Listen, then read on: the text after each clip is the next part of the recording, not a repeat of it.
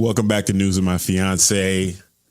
Tonight, we'll be discussing Tucker Carlson and Candace Owens beating the Dems at being human beings, the blackening of Jack Harlow, and sinners crushing the Oscars. If you're trying to make sense of the chaos, you are in the right place. I'm Morgan Jones. He's DJ Ambush. And we are News with My Fiance. Yeah. Welcome, where you get all of the context with the news that the headlines can't give you, with hopefully a little bit of humor so that we don't all collectively want to... crawl in a hole somewhere. Thank you. Yeah. We're live from Portland, the 5-alarm fire that just keeps burning. Shout out to our studio sponsors, L&J Industries, and to our production fam, Kyle, Residual Audio. Big Jess, certainly not today or will ever be the little one. Ever.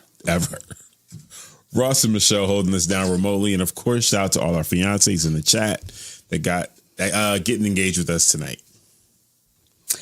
If you're getting value from this show, if you could do us a favor, hit that like, subscribe, ring that bell, jump in the comments, jump in the chat, where if you're watching us live, be with us so that the algorithm knows that you're with us. Yeah. So that they'll tell other people they should be with us. No, we out here. And we need that. Boom. So yeah. And you can find everything that we're doing over at newswithmyfiance.com. And if you want to support independent media like us, our Patreon is patreon.com/newswithmyfiance. I'm ready. Wait, what did MJ say we're calling us again? Oh, right. No, I got it. I know we're live. Welcome to Monday Night Raw. Live. In person, live Raw.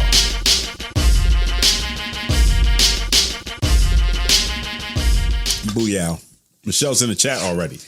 I'm opening the YouTube. Has your Chrome updated? Whenever it's like, I update it when it's convenient for me. It'll be like, restart to update. So usually what happens when I update Chrome, it's because something stopped working. Okay, interesting. Because it's always asking to update this, update that. I don't know what you're updating. And but the second like a form or something doesn't load or it's being weird, I'm like, all right, let me just run this update. I probably need to update. Yeah, because I have at least a minimum of 3 or 4 Gmail accounts open at once. Grabbing graphics from here, grabbing files from there. So it's like, in order to update, you're going to shut all of that down? I'm working right now. Well, so it comes all back up. Though. Yeah, it does. It restores it all. Yeah. That's what I'll be waiting, though. I'm like, you ain't going to Doesn't tell that, me. Okay. I don't know. I'm not an IT professional, so I'm not even going to pretend. Tell me what to do. What up, AJ? Hi, AJ. Hi, Michelle. I'm sure. I asked that because something just happened to me that hasn't happened before. And I kind of panicked. So thank you for helping me out there.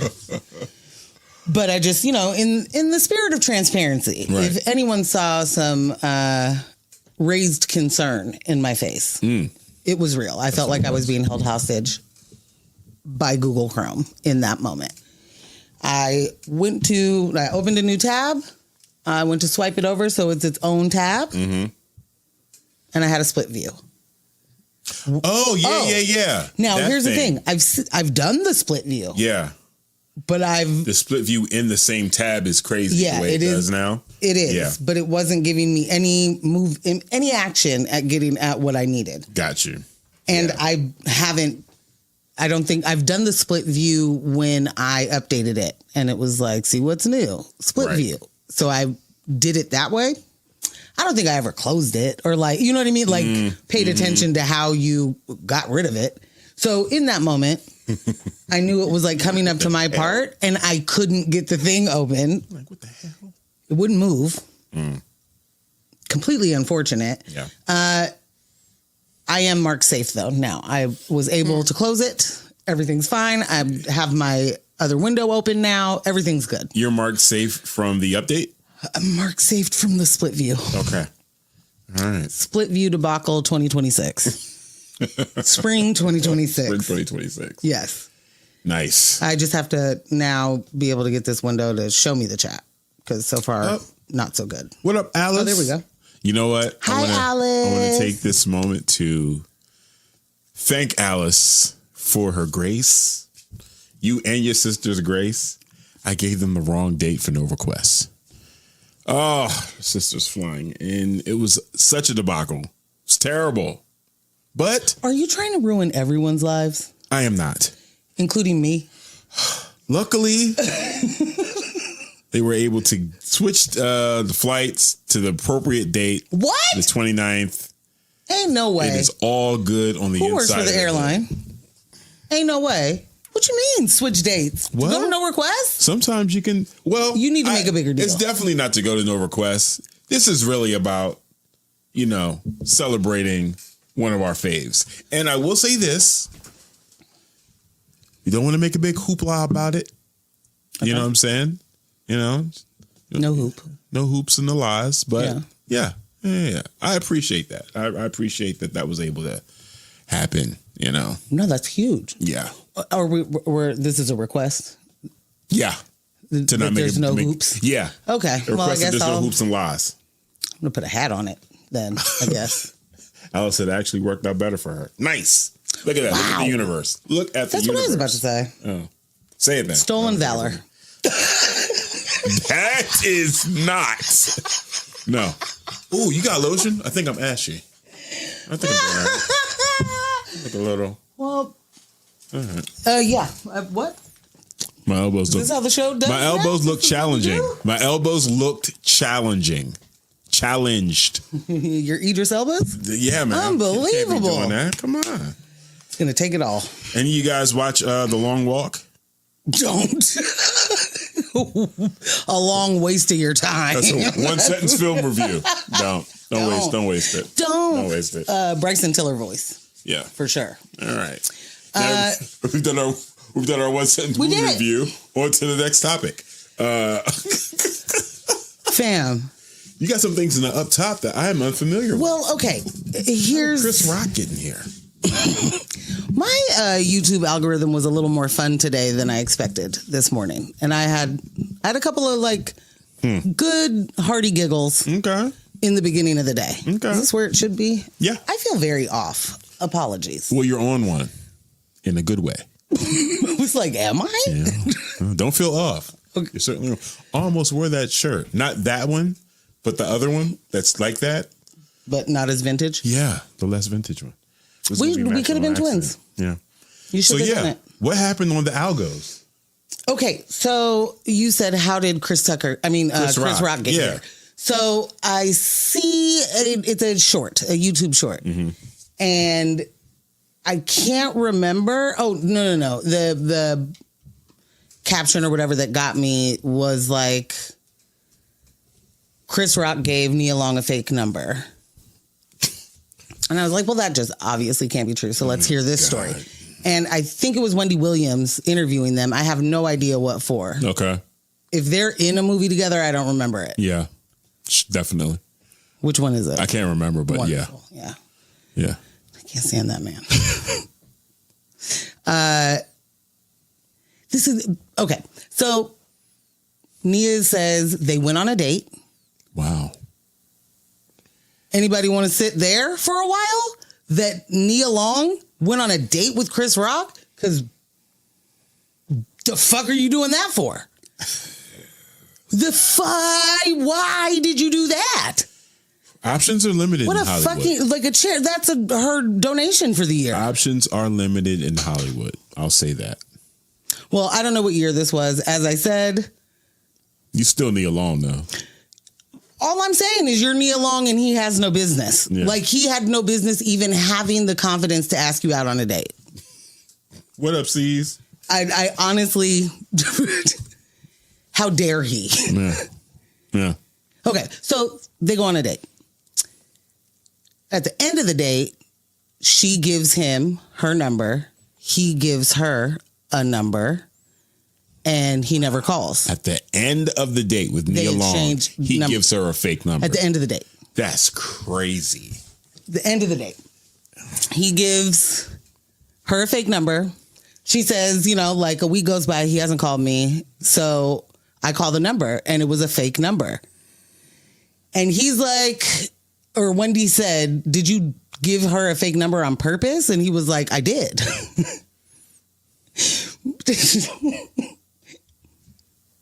Yeah, I did. I gave her a fake number on purpose because of something she said on the date he was like, if somebody says something and you just know this is never going to be more than what this tonight or this moment is. He was like, that happened. So I just, She said free pound sign. I'm sorry. So I couldn't resist. What could she possibly have said? He asked her if she was seeing anybody, if she was dating anyone, and she said, no, I'm not, but I know where to get some dick if I want some. I know that's right. Come on. It's the correct answer. Yeah.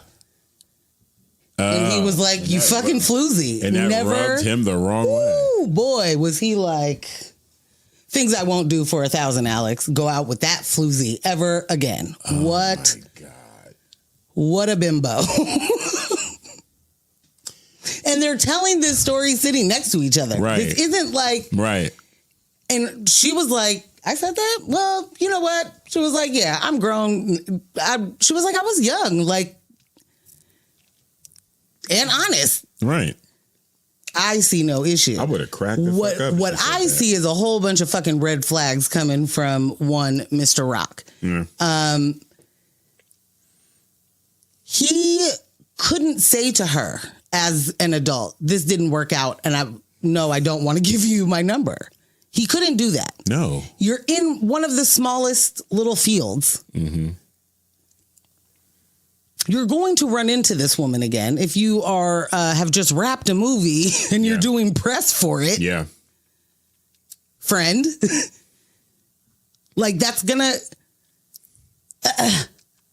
Yeah. So anyway, one, you couldn't do that. I think that's wild. But okay, it's not that wild. You couldn't do that. Fine. Except for he is the same man who has bullied Jada Pinkett for like 29 years for some unrequited business. Mm-hmm.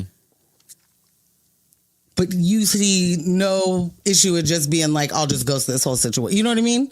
Like, and it's Nia Long. And it's Nia Long. And it's Nia Long. I mean, all of this tracks. Switch to live chat. Oh my God. This super tracks. Thank you. C's came in talking about Up C's? What do you say? I walk in the room to ambush greasing up. What the hell? Listen, my elbows are challenging the camera, fam. I had to fix that.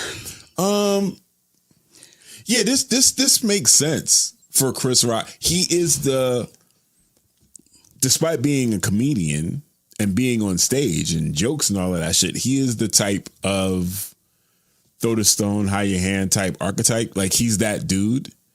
So for him not to be able to just say to her, oh, or because he probably visibly hid his reaction to her saying that. Right. And then was like, never doing this again. Like you said, floozy. I mean, back alley Sally. A back alley Sally is basically what he called her in his mind. Wow. A man of such high regard, such high morals, this man. Such high morals. Also, the kind of person who would make fun of women giving a fake number and act like they don't understand why women give a fake number.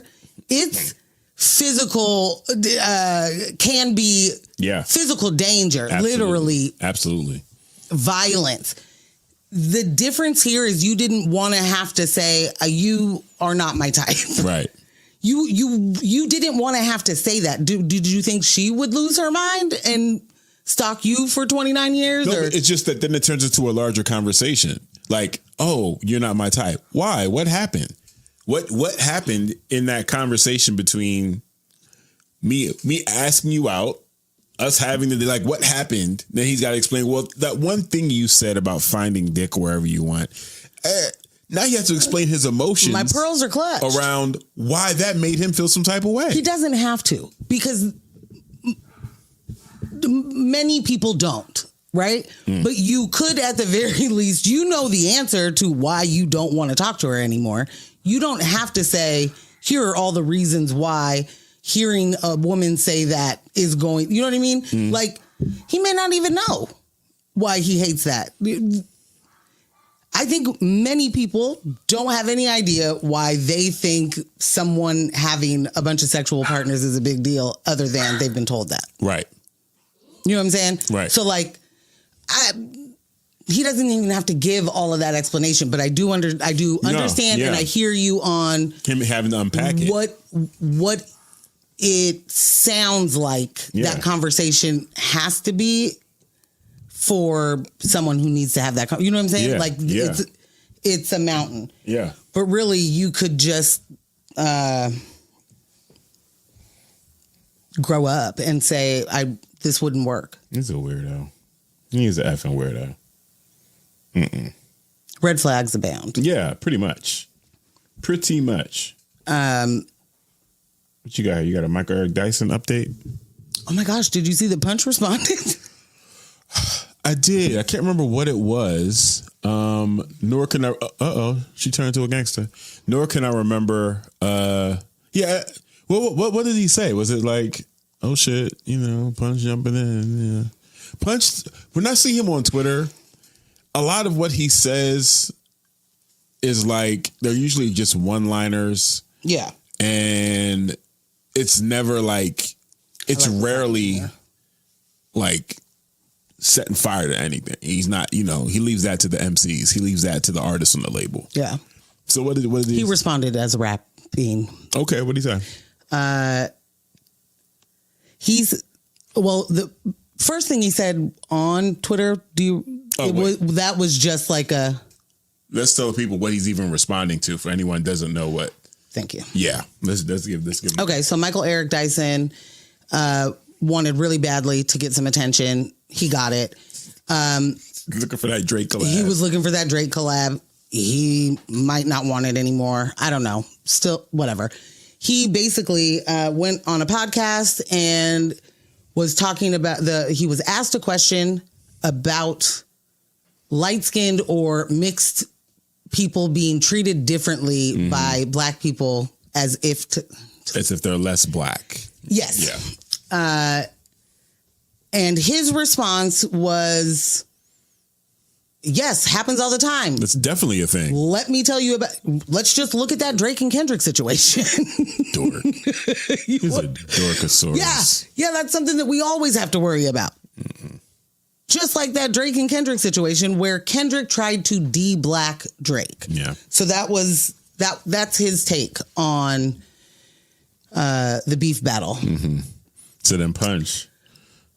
Well, first, I'll just say that Michael Eric Dyson came back to the internet to let us know that Jay-Z Mr. Carter got in touch with him to say, I vigorously disagree with you. You just have this wrong.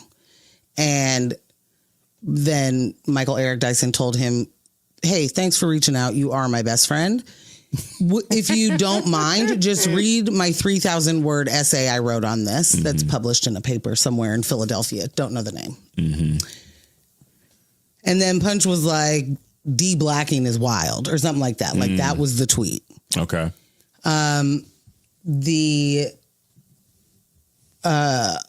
I'm going to forget it. The room full of... What's the artist thing called? It's like, Oh, you don't know what I'm talking about? No, I'm like the room full of white people that he was at. Room full of mirrors. No. Room full of mirrors. What is that? That's like the collective that he's working with of artists, and they write, they record all the time. It's that like Punch is working with? Yeah. Oh, I've never heard of it. What? Room full of mirrors. Never heard of it. All right. Well, here we are. Sorry. Thank you. Moving on. Okay. So a song was put out. I don't know who the first person rapping was, but he says something along the lines of like, dumb niggas with doctorates. Oh, shit. Oh, no. Michael Eric Dyson got to drop a mixtape now. It's about to go down. Fam. This is gonna be terrible. Let me get the quote. Sorry, I should have had this up. This is gonna be terrible.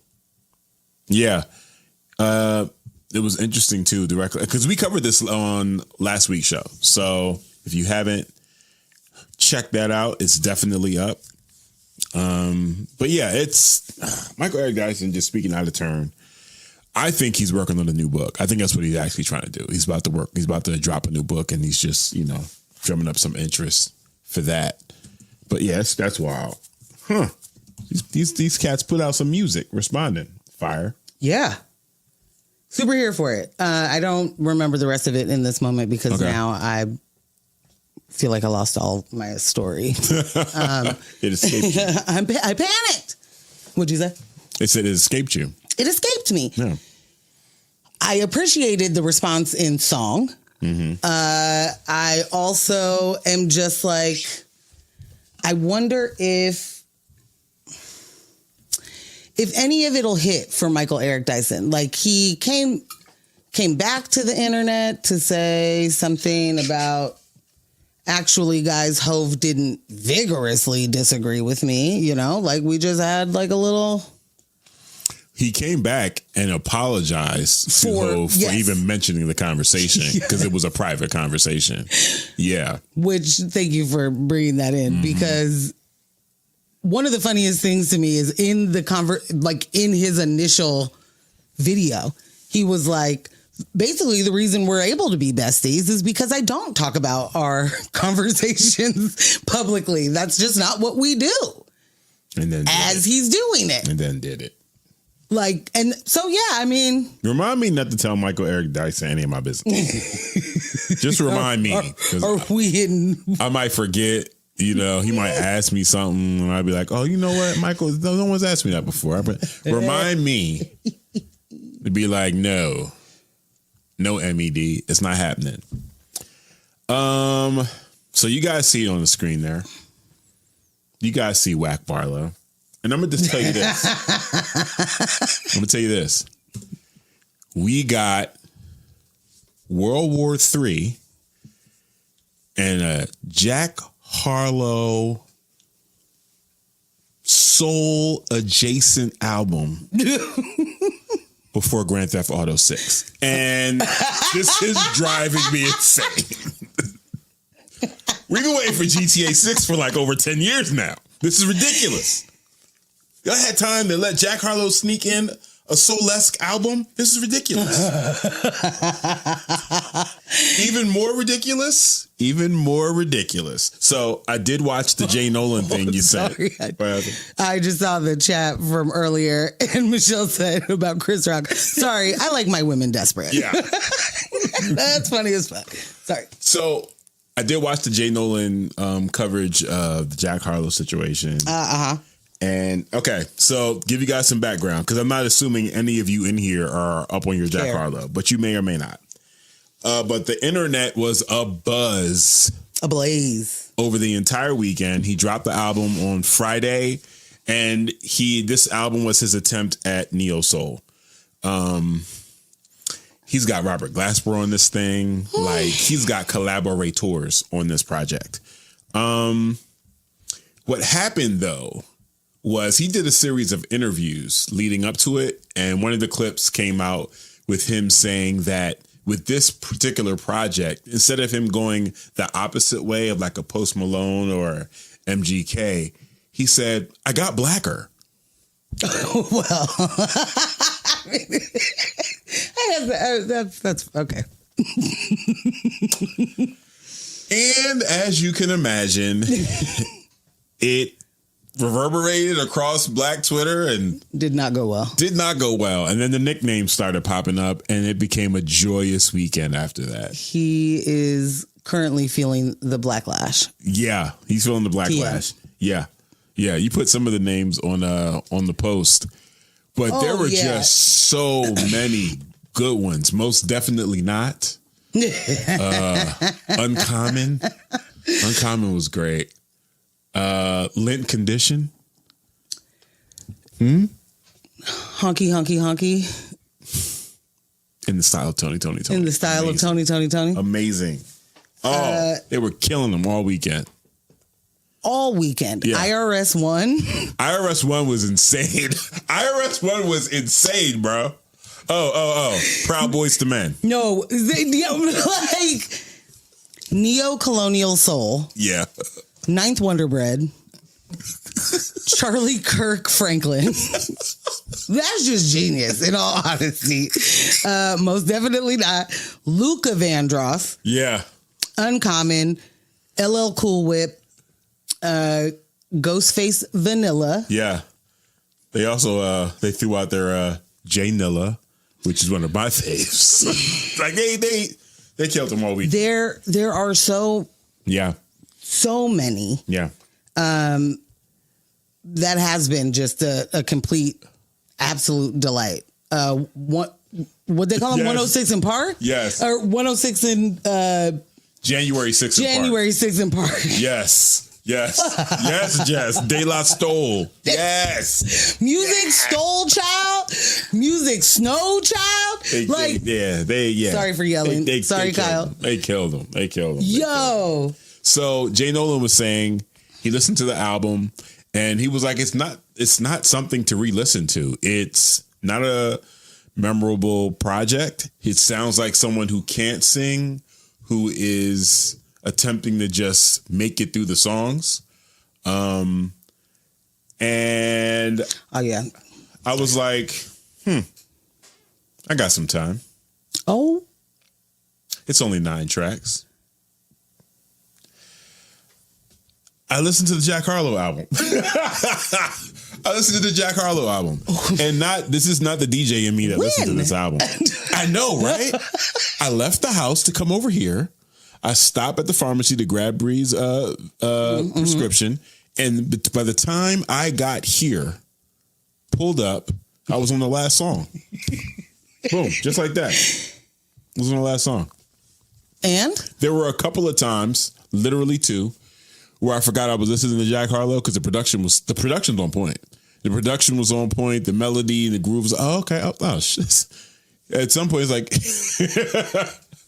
it sounds like the worst of J. Cole. And I say that because J. Cole does a lot of singing, melodic rapping, talking, and he does it. There's times when he has convinced himself, despite all the resources available to me, I will not pay someone to actually sing on this. I will sing on this under another moniker. Distort my voice a little bit in case people don't like it. And that's what we'll do. And I'm just like, Cole, just pay somebody to sing the hook. Just pay somebody to sing this verse. Like you wrote it, just pay somebody to sing it, So not like you don't know any. Right. On your label. So the Jack Harlow, and mind you, this is the absolute first Jack Harlow project I've ever listened to. Okay. Yeah. Ever. Okay. Full project. You are familiar with his... Oh, certainly. Yeah. Stylings. Absolutely. Previous stylings. Yeah. So I'm listening to this and I'm just like, man, it's not memorable as a complete project. Sheesh. He out here dressing like Remy Shand in the video. Shout out to Rhythm, because Rhythm said, I'll just listen to Remy Shand. Like, what are we talking about? Yeah. This exists. Yeah. This already is out here. It's really good. And it's really good. Yeah. And it's really good. And it's not doing what you're doing. It's not giving what you're giving. I don't know. And I think he resisted auto-tune in the way that it's actually used to correct melodies and not like, as an effect. I think he resisted using auto-tune because he thinks he's doing a good Mac Miller. I think he believes that. He's like, I'm Mac Millering the shit out of this right now. And he's not. He's not. No, he's not. So. Well, I'll tell you this. Yeah. Because auto-tune would have really helped him. Sorry. Yeah. I saw multiple clips from the podcast that he did with New York Times, which is where the I Got Blacker quote comes from. Mm-hmm. And he basically, if I were to sum it up, he was basically like, man, I did vibey. You know, like I'm vibes, man.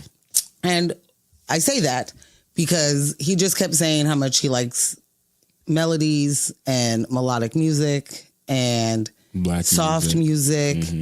And he's spends a lot of time in quiet and doesn't like going out to clubs and stuff because it's too loud, and it just love the melodies, man. Yeah. I'm just like such a fan of, he did say, I'm a fan of black music. Yeah. Yeah, he did. He definitely did. So I don't know that he thinks he can sing. You know what I'm saying? And I mean, I do like the assessment of Mac Miller and the shit out of this. Yeah. I haven't listened to it. I don't plan to. What happened?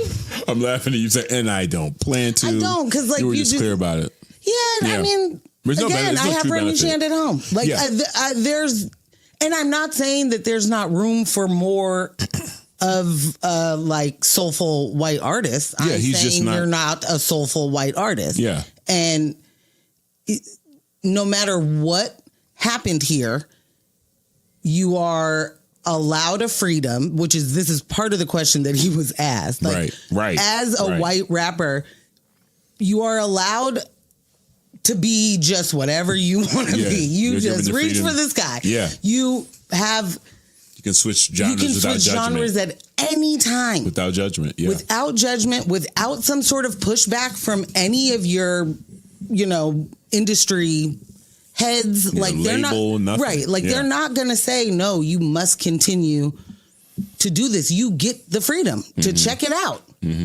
That freedom to fail. And that is not afforded to most other artists. Yeah. That said, I think that he said you're right. That is a thing. Like he did say that. But my point is that no matter what the pivot is, you still get the pivot. You get the ability to pivot. Just because you didn't do country music or rock or go, because it's still super black adjacent. He got blacker, babe. Like, okay. Listen, and I know you already made it clear you're not going to listen to the project.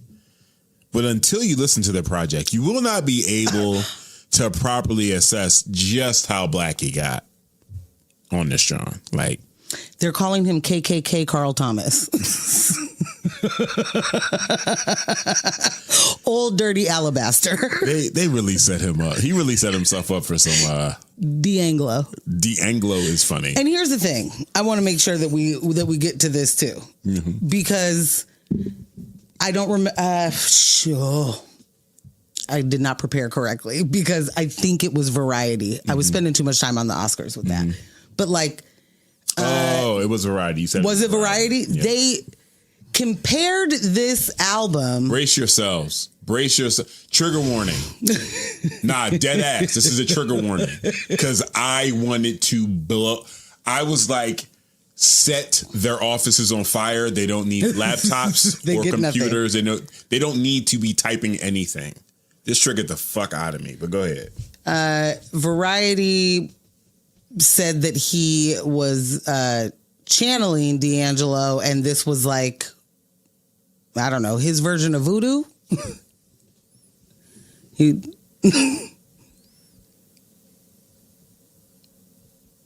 I don't know, like... For people listening and not seeing the video version of this episode, I'm bewildered. You're befuddled, beloved? I'm befuddled. Like, someone needs to get smacked around for that. Are you out of your mind? Are you, like, have you lost it? Have you lost it? You show me another black artist. Show me the project in which you're comparing to Voodoo, and not saying there aren't better projects than Voodoo. Show me the alignment. Give me the weight. Like, oh, this is Voodoo. Yeah, this reminds me of Voodoo. Are you out of your fucking mind? Are you out of your fucking mind? AJ said we are in hell, bro. Literally, bro. Fucking Jack Harlow. Here's the thing: you don't get to herald somebody as creating a masterpiece in voodoo and then give this, hey, I'm going to give this experimental like throwaway. And I'm sorry, I don't mean to, I haven't listened, so I can't really say too much that it's not a quality project. It may be every vibe. Okay. What I know it isn't is a masterpiece. Right. I can guarantee you that. Easily. Yeah. Like, so that's Are you calling it a masterpiece, like, variety? that's a wild ass thing to do, right? Like, just, it just diminishes the value of what D'Angelo's work is.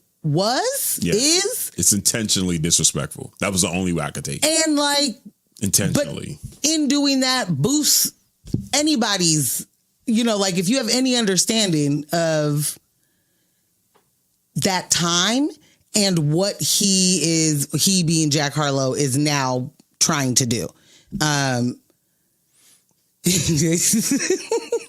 Alice said we in the upside down. This raggedy as hell, AJ. It literally doesn't. I don't know how we continue to have this. Like, this man put a turtleneck on and half a Kango.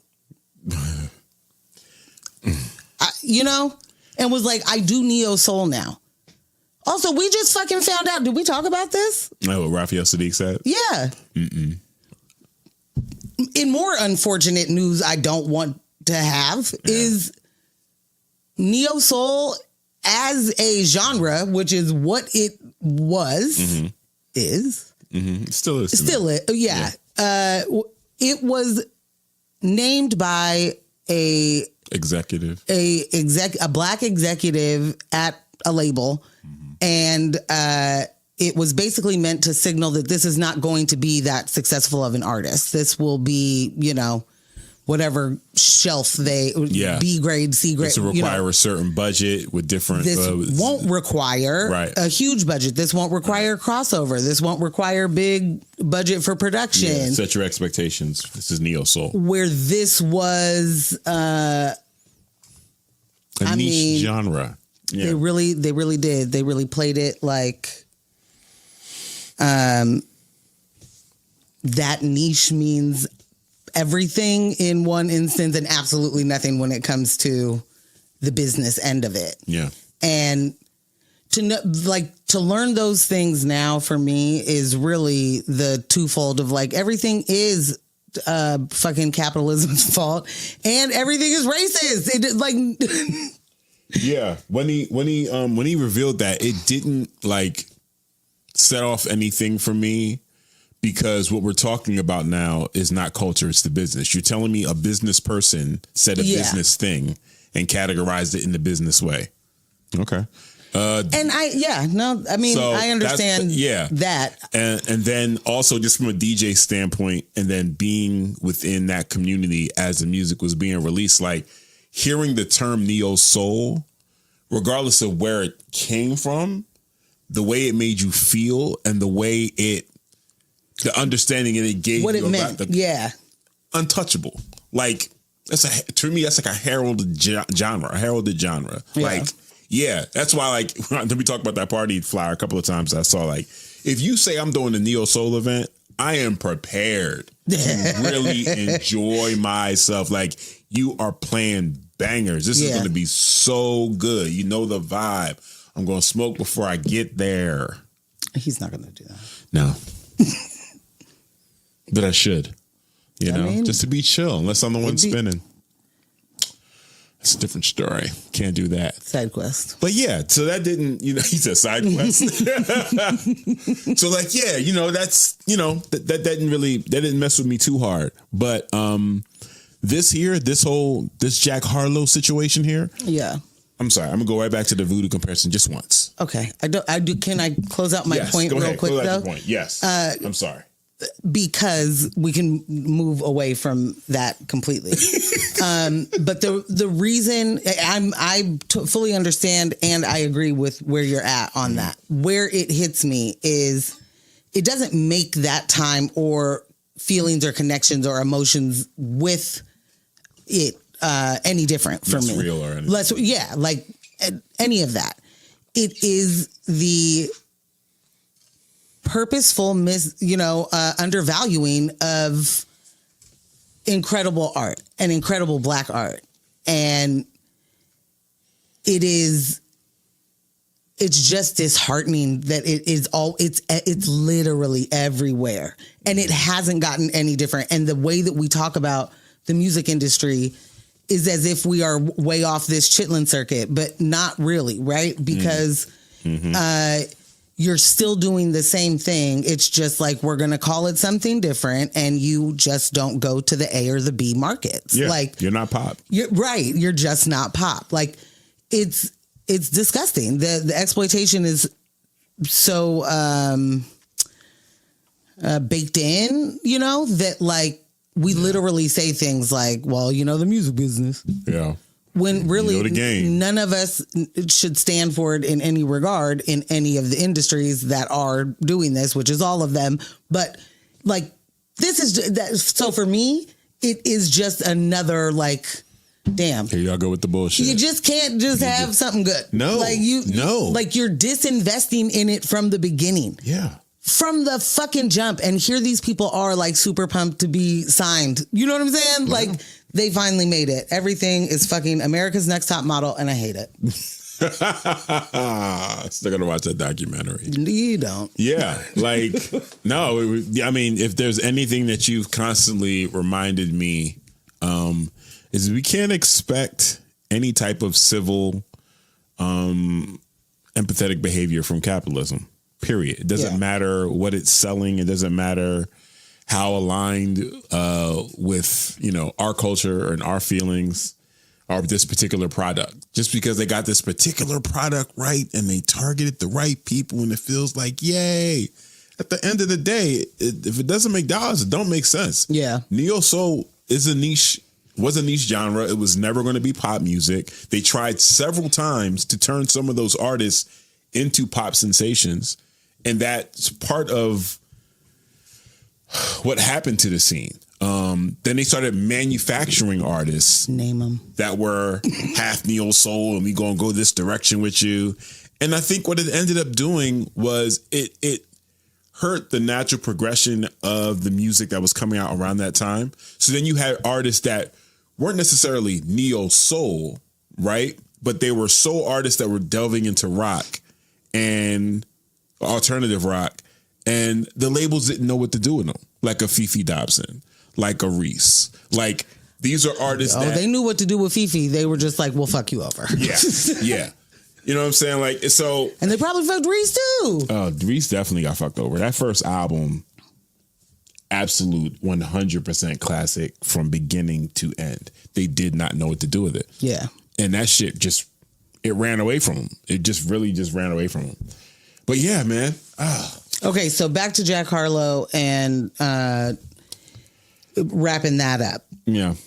Yeah. Or not. I don't know. You may have plenty left to say. No. I mean, just the whole, there's something to be said about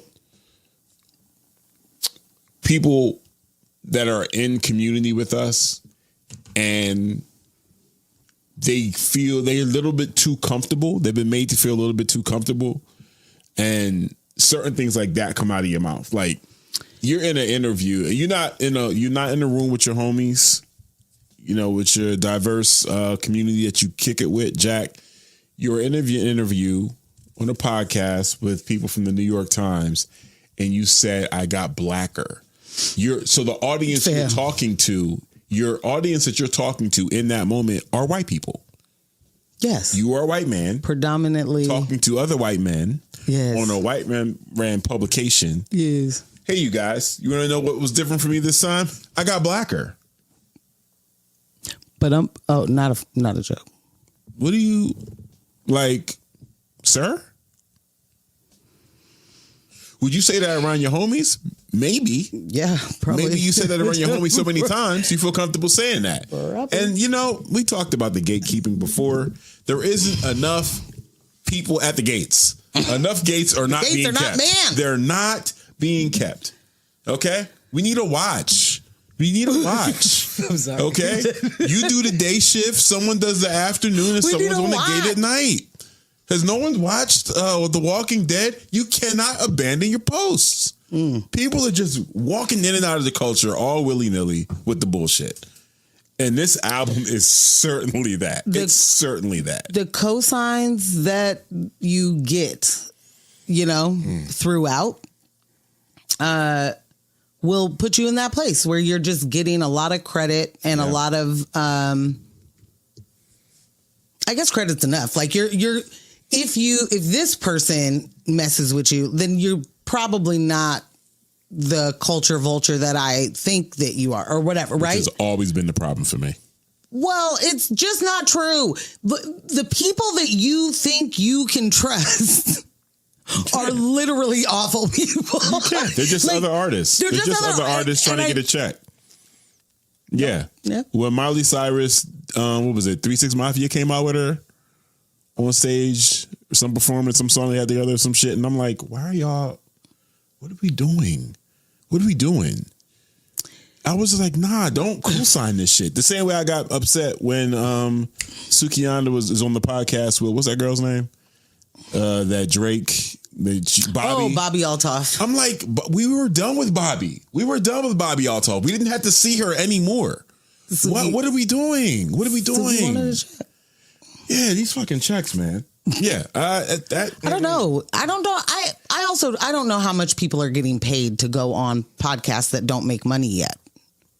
You know what I mean? Yeah, they're getting. Yeah, I know they're getting, but I don't know how much it is what I'm saying. Like, of that stature. What are you about to like blow my mind? No, I'm just that particular situation, especially Suki. Yeah, it's just someone who gets paid to be on Zeus. So I mean, like bags. Bags may vary. Let's just get the bags. Oh, bag size varies. Bag size varies. I mean, that's anybody in a gig economy. Yeah. Okay. And precisely. That was the next point I was going to make, because you don't know when you're not going to be hot anymore. So you keep boom, boom, boom, boom, boom as much as possible. And I do want to say this about the Jack Harlow project. We're having a lot of fun right now. Prepare yourself for people to start saying it's good. Oh, people already have. Oh. People already have. My algorithm has protected me. Well, and the thing is you can always count on a handful of not all not all skin folk. Not all black men. Don't.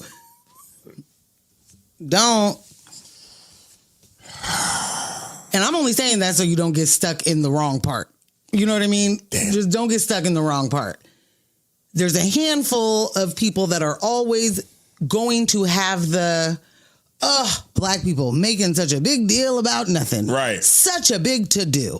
What do you even care? If you don't listen to Jack Harlow, why does it even bother you? The album's fire, by the way. Don't call it fire. Oh, no, they're definitely calling it fire. Don't go that far. It probably is for them if they're real and they're not bots. And then there's bots. So, of course, there are the band, The nicknames are fire. The album is not. The nicknames are hot as fish grease. I wanted to get this last one off. I wanted to make sure that we got it. A clan called Clucks. Yeah, that's fire. This is what I'm saying. This is Twitter excellence happening. Threads at its finest. This is very close to Nigga Navy. Yeah. This is up incredible. There. Music Rothschild. Music Rothschild was one of my faves. How did I forget that? Music Rothschild. Crazy. Oh, Cream Latifah.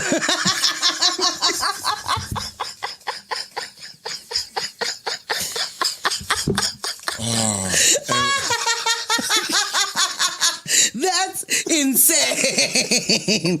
Why would you say that? Ginu White, a good one. Leon Thomas Jefferson. Oh my God. All right, I'm be done. Be done. Is it break? So we're about to hit break. Do you have any recommendations for white soul artists?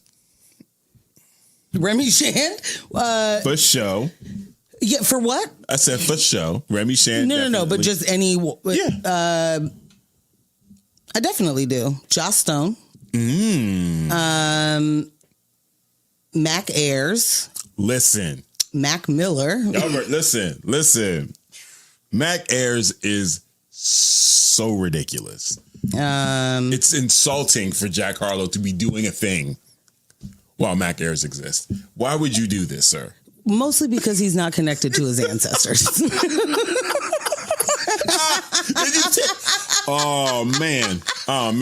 He's not connected to his ancestors. I mean, he probably doesn't know who that is. And I'm not even trying. No, I don't know. He said something about his dad played him music for a long time.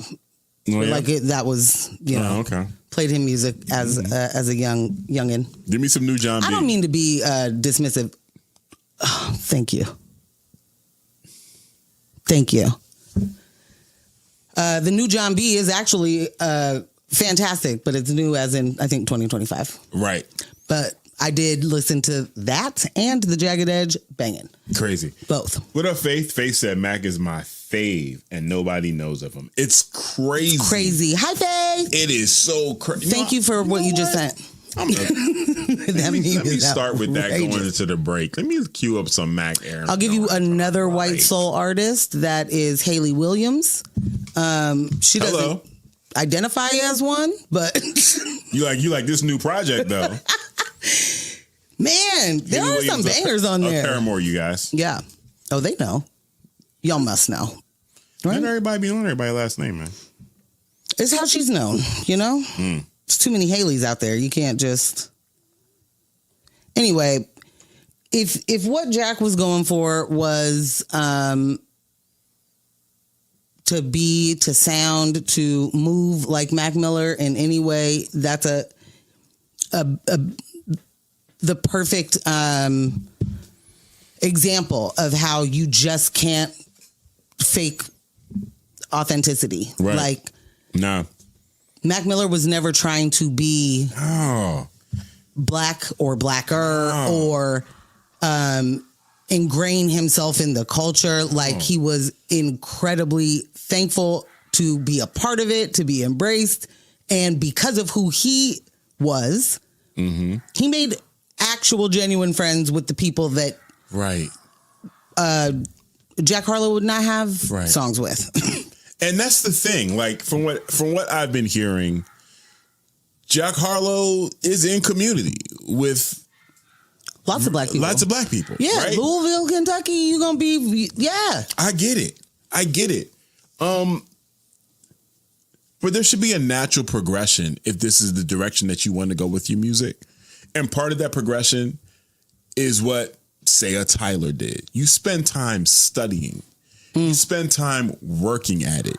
You don't just go from, I'm a rapper that makes rap music and I love neo soul, I'm going to do neo soul. Sir, where are the credentials? Where are the qualifications? Right. Where is you? Where are you? Where is you?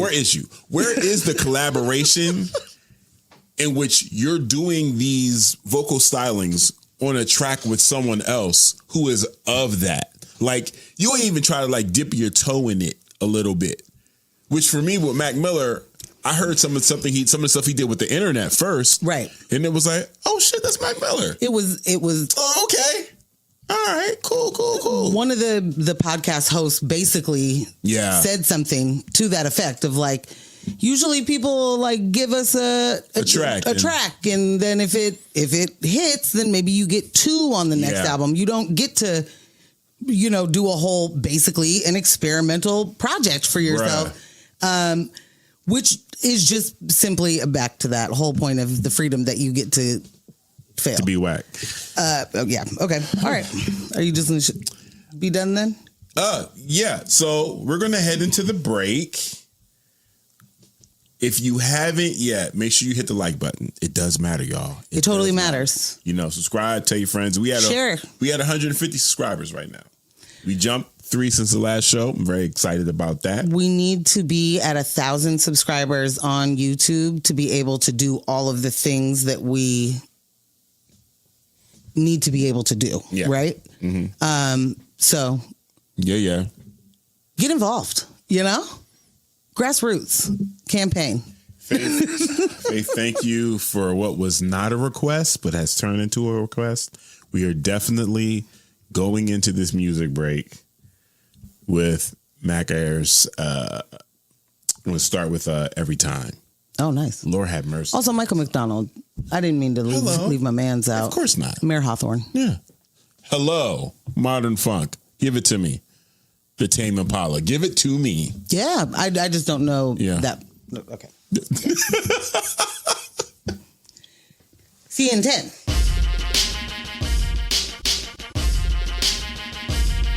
It's us. And we're back, man.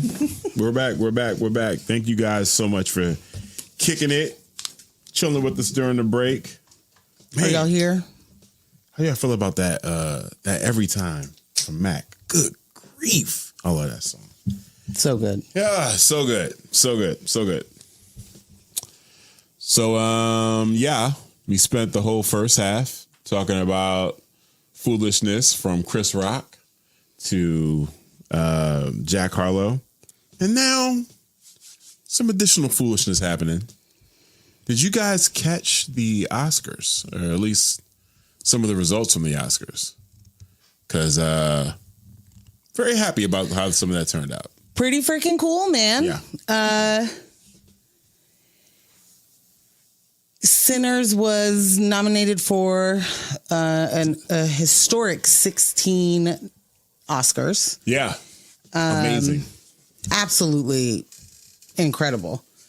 And I think we should absolutely first celebrate the fact that they won 4 Oscars and celebrate one battle after another. I think that there was definitely a feel of like media pitting the movies against each other. Yeah. And a true sign of just fuck shit. Because, Yeah, I feel like multiple great movies can exist at the same time and it not be I mean, this is quite literally a competition of some sort, you know, but it doesn't, you don't need to pit the movies against each other as if themes and casts are, you know, rival teams. Rivals. Yeah. Thank you. I feel like the one battle after another and Sinners comparison was more genuine of a rivalry going into it versus the Sinners versus Marty Supreme. That felt very forced and very media fueled. You know what I'm saying? Like it was almost like they were trying to use Marty Supreme to take down Sinners. Interesting. Whereas I felt like one battle after another and Sinners being compared to each other, to me, it was like, I mean, if we're going to compare something, if there's someone who's going to be in contention, like these are the films to talk about. Like, you know. Yeah. Yeah. Not mad at that. Yeah. Well, I don't mean to be the person who's always like, this is so great. And then the bad.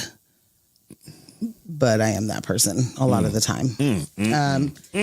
There's things that get me, you know, I can't let go of them. Like, one of the first headlines that I saw today about Sinners winning. Jess, are you ready for this?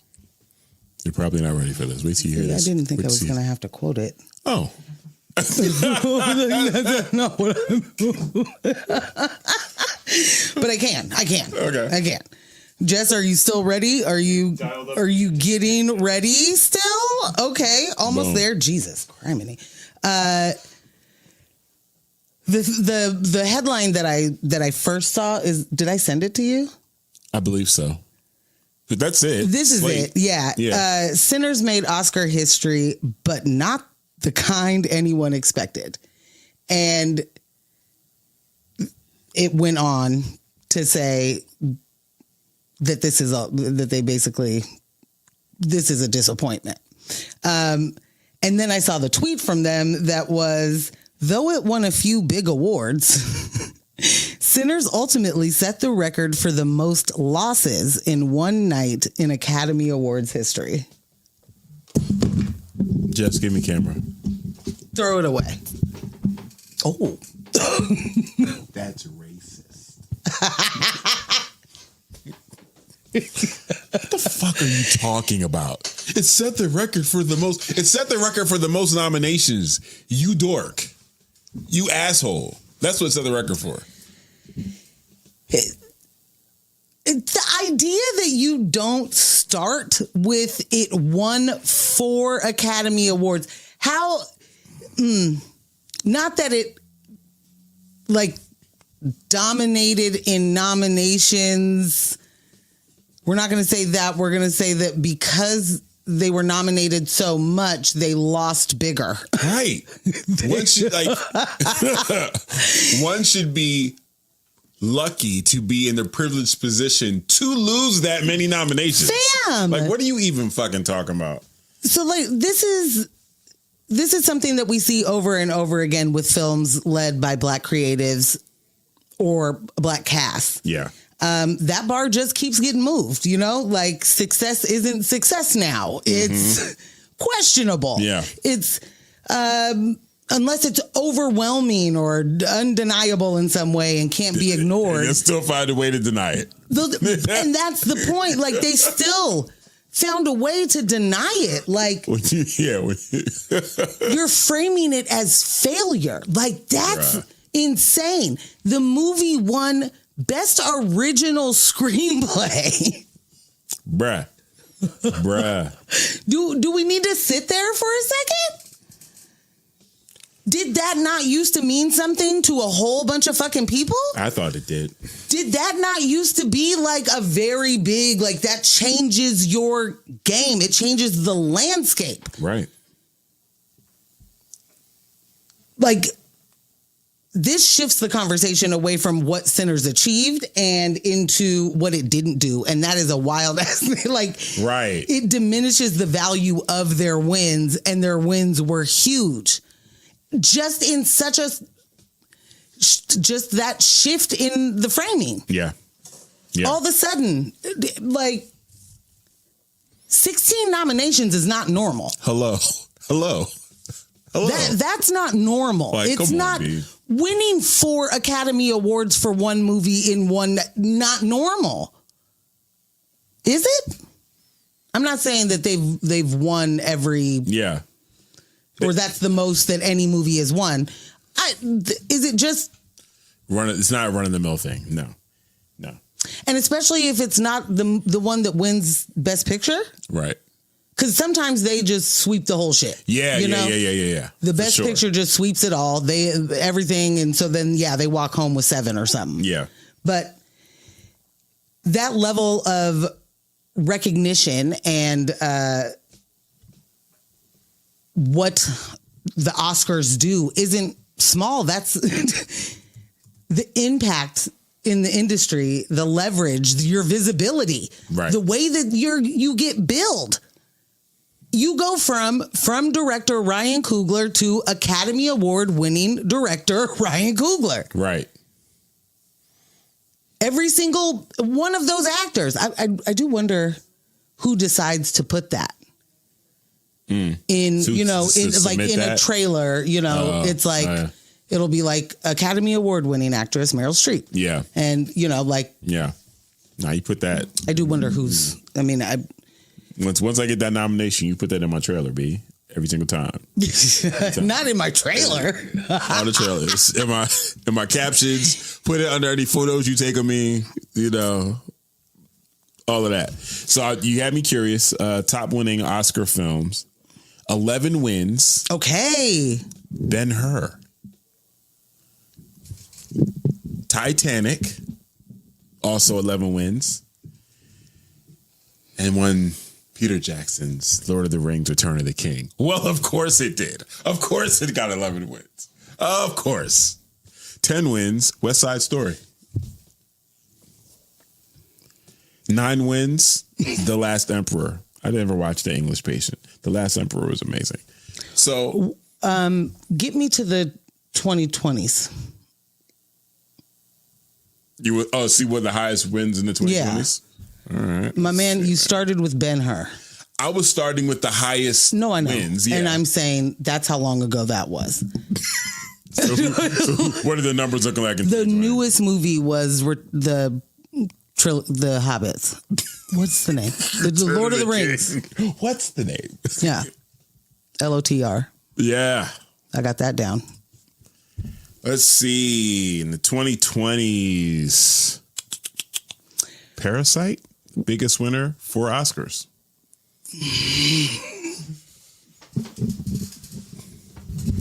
But I mean, it's, it's, it's a little different, Morgan, you're always playing the race card. 1917 got 3 wins.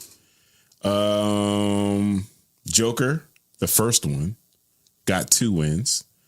Ford and Ferrari, 2 wins.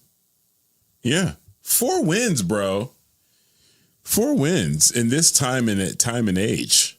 Yeah, that's nothing to sneeze at. No, 4 wins since it's been a fucking thing is a big deal. Yeah.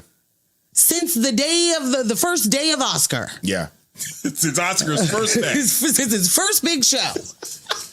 I love that. 4 has been a really big deal. And I'm sorry, this may seem petty, but this is literally just the literally diminishing all of it in front of us. Right. As if it like and they okay, slow down. We'll bring it in. When the movie came out, Variety had a headline that was nasty to the point of their opening, numbers that was like it was like a shaky opening. It was like they broke it was the highest grossing in America, but what's the Chinese market gonna, right. It was like, but it hasn't opened somewhere else, and so who knows? Right. It did really well isn't a good headline. Sinners, I mean, no, it did really well isn't a good headline. Right. But the point? Yeah. So Variety says Sinners amassed $61 million in its global debut. It's a great result for an original R-rated horror film. Yet the Warner Brothers release has a $90 million price tag before global marketing expenses. So profitability remains a ways away. And as anyone that was around that time that remembers how that all played out, Ben Stiller had to respond. He was like, in what universe does a $60 million opening for an original studio movie warrant this headline? How? Oh, in our universe. In what's that black movie doing? Universe. Leave it to Ben Stiller to always play the race card. Why are you always talking about race, Ben? Huh? That's not what Variety was doing. Alice said Sinners is a masterpiece and they mad. 1,000%. 100, yeah. Sinners, at least so says Google, has now to date amassed $370 million globally against a $90 million budget, making it a profitable hit. They have to stop playing with Ryan Coogler's name. If Sinners goes back in the theaters tomorrow, it's getting big time watch. Like, what are we talking about? You know what is actually wild is you do not get the kind of rollout that this movie got from any master filmmaker that is, multi-Oscar award winning or heralded as a humongous deal. Scorsese hasn't done this.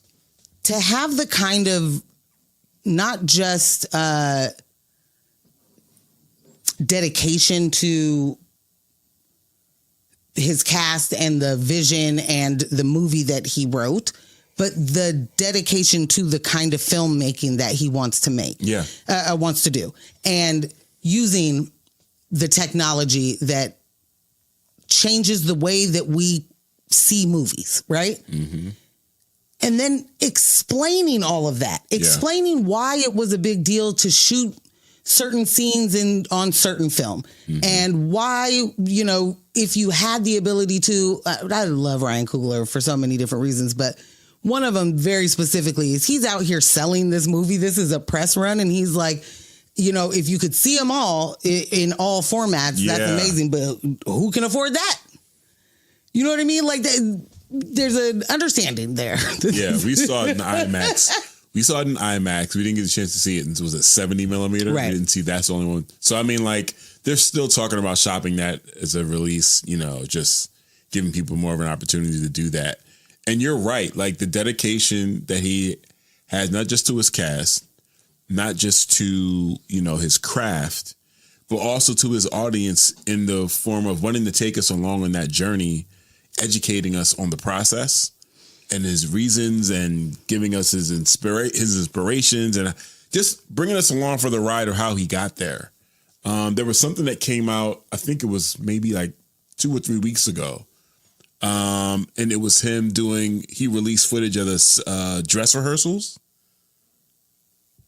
And it was just like, wait, like, and someone that said like, For Sinners? yeah. Oh. They're like the first time they were in costume trying some of this stuff out. And someone that commented was like, we don't get this. No. They don't share this with us. No. And yeah, the intentionality of wanting to bring his audience along on that journey and just being like, yo, I want you to fully understand how much I love filmmaking. So let me show you what it was like, what the involvement was in creating this and giving this to you. Like, come on, man. If it wasn't his idea to do that, because, you know, I feel like if he could not have to go on a press tour, he would choose not to go on a press tour. Sure. So if that wasn't his idea and his, you know, their PR people or agent or whatever was able to Convince him in the way of making it what he would be passionate to talk about and would want to do, kudos, because that's it. You know what? You know who I think told him to do it? Who? His wife? Yeah. I was waiting. I thought you were just going to go there. Zinzi. Shout out to Zinzi. Shout out to Zinzi. Yes. Because I'm sure, imagine the amount of time she's just sitting around listening to him talk about, you know, how passionate he is about the project. And she's like, you should probably just Maybe people should know that. Yeah. What if? Maybe more than just me should hear this. What if you went and like talked to somebody who has a microphone about this? He'd be like, you think people want to hear that? You already know. I do just have to, the chat is on fire and got to agree real quick. Michelle was like, Delroy Lindo deserves all the awards though. Yes. He deserves everything. He always has. He always has. He's magnificent. Absolutely magnificent. This role, the amount of improvisation that happened. Yeah, good point. And having like just even the scenes of them in the car where it's Delroy, Michael B. Jordan, and Miles Canton. Yeah. Having those three incredibly different generations and actors in their career in depth of their career. Like Miles Canton literally was singing backup for her.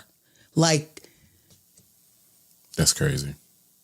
With no thought of ever being an actor. Right. None whatsoever. And without him, you know what I mean? I don't want the version without him. Yeah. And like every single person was amazing in this film. Yeah. I'm going to watch it again. I've only watched it the one time in theaters. I do want to see it again in the theater. I do. Before I watch it at home. I just want to see it again on the big screen. Yeah. Alice said the woman that won for cinematography, first woman. Yes. And Michelle said, first woman cinematographer. Okay.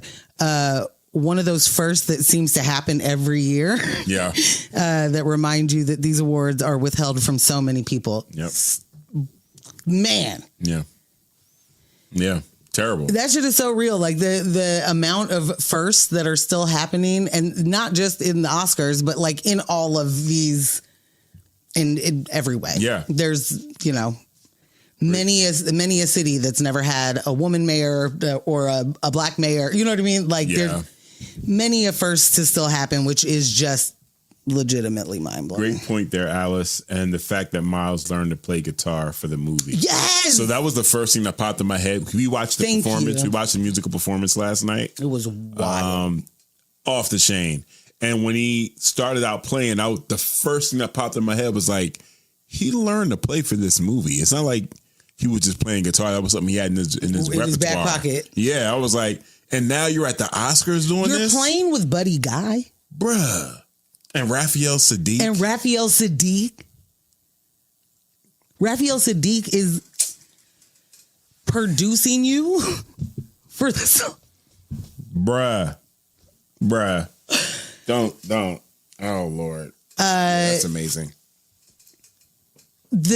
Having Misty Copeland come out there. Yeah, D Nice on the tables. D Nice on the tables. Shabuzi. Right, that was fire. Oh, I'm sure I'm forgetting a couple. Like having the Remick and his homies, having the vampires out there with the vampire teeth. Though, can we please give it to Remick for coming in character? They cut back to him when he was taking them out. What's his real name? I don't remember. They cut back to him when he was removing them. And I was like, oh, y'all caught him at a bad time. Damn. Yeah, that's not fair. Whoever's doing the are those camera operators? No. Like, is it when you have fake teeth? Is that prosthetics or is that still considered makeup? I think that's a prosthetic. Whoever's doing them, fantastic work. Oh yeah, they looked really good. Pictures. Yeah. Yeah, I don't want us to, like the way that like that changes the value for the film itself, for everybody involved, every other person who, all of the other people that win these awards are immediately like heralded for your yesterday's price is not today's price. Everything goes up, right? Your stock is rising. To ever put it in the way of like, this is a disappointment and they didn't win as many as they could have, is just the kind of like, it just feels very Portland racist. And by that, I mean, it's such a backhanded, like, you had no reason to say it this way. No. You had no other reason to say it. Maybe it's not Portland racist. Maybe I need to take that back. I don't know. I wouldn't take it back. I mean, let's talk about the intent though, right? Here you are. You're watching this amazing film, get all these accolades, and you want to humble them. You want to say, hey, but you did lose more than you won. The intent here is to humble these black creators and anyone intending to, celebrate them in any shape, form, or fashion. Yeah. Sure, we can talk about the 4 wins, but we're talking about 12 losses. I mean, really, that's historic. Who was the writer for that article? Because he needs his teeth knocked. Here, they need their teeth knocked out. What you need teeth for?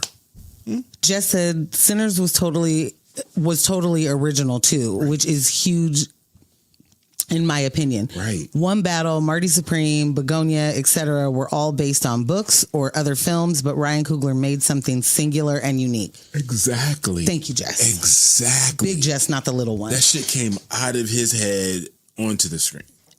And I think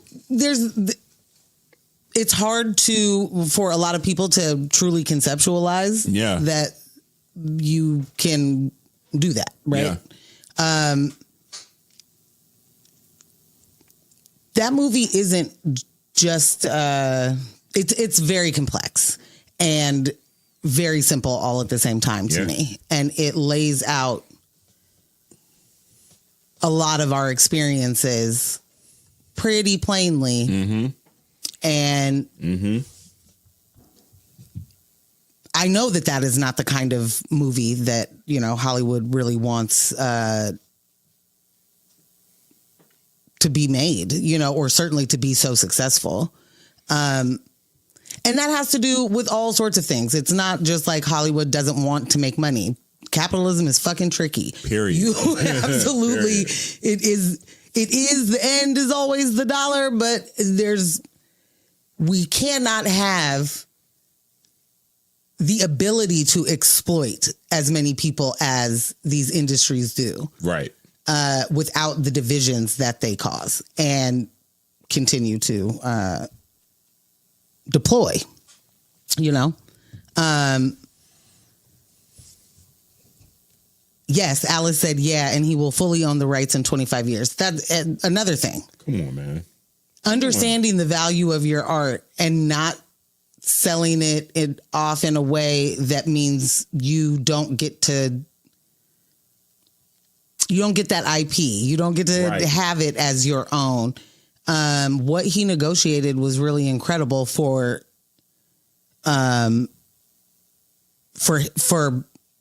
any director, I guess, you know, but like very much him because his track record is pretty fucking spotless, and it still seems like there's lots of work that has to get done. Because he's still early in his career. He's still so early in his career. Now, what he said about that deal was, and again, it's more telling about the reaction. He was like, this isn't a new deal. This isn't something that I came up with. Other directors have gotten this deal. The issue was he got that deal. Right. Yeah. Michelle said, maybe the writing of the article was, quote, results ChatGPT gave me when I gave it all the results that confirmed my biases the most. Yes. Fantastic article that, you know, tells us. Find this person's name so I could slander them.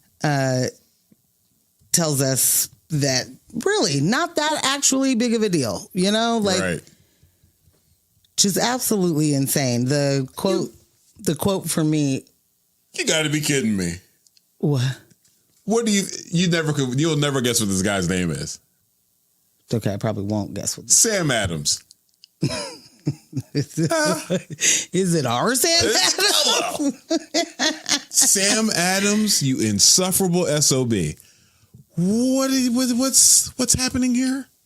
Well, I just want to read this from the article real quick, and then I don't know. I like the color thing. Go ahead. It says with 16 nominations, 2 more than Titanic or All About Eve or La La Land, Sinners made Oscars history before the 98th Academy Awards ceremony had even begun.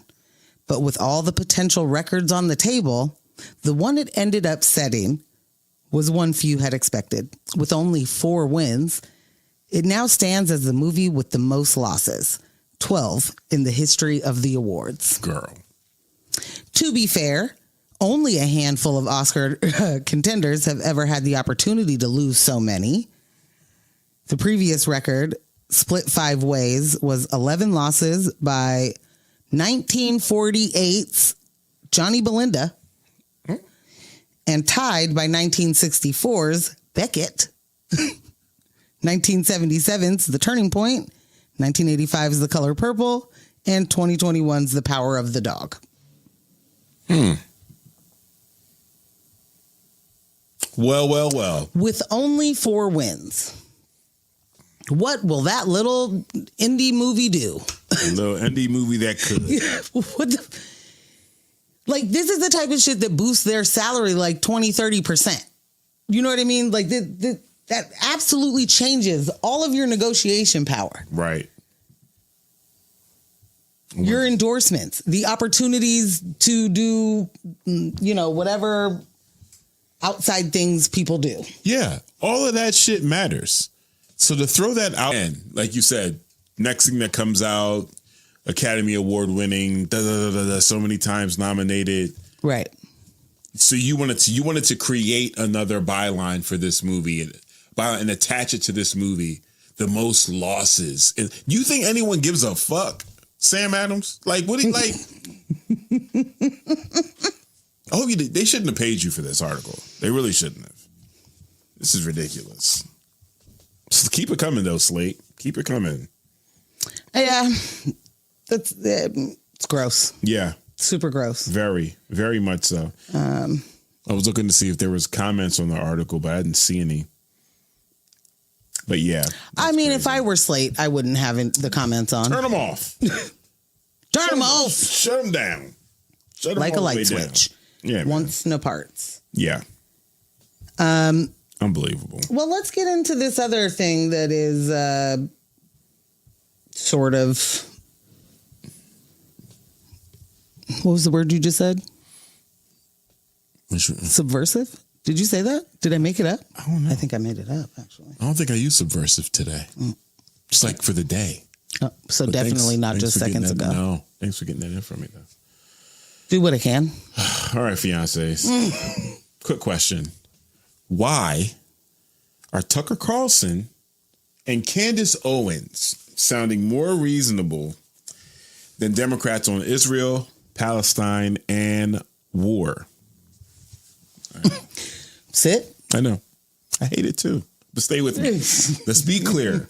Nothing about them has actually changed.